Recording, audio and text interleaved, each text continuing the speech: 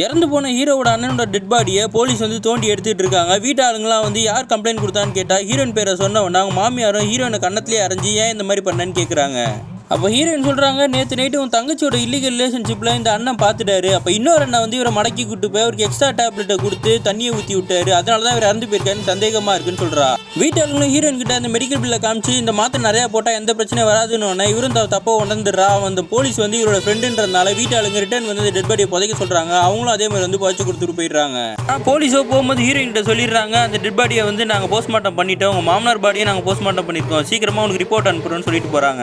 ஹீரோயினும் கிச்சனில் ஒரு காய் எடுத்து பார்த்துட்டு இருக்கா. வீட்டு வேலைக்காரி வந்து இந்த விஷக்காய் இதெல்லாம் கையில் எடுக்காதுன்னு சொல்லிட்டு ஒரு கஷாயம் போட்டு கொடுக்குறா. ஹீரோயின் அதை குடிச்சிட்டு இருக்கும் போது போலீஸ் ஃபோன் பண்ணுறாங்க.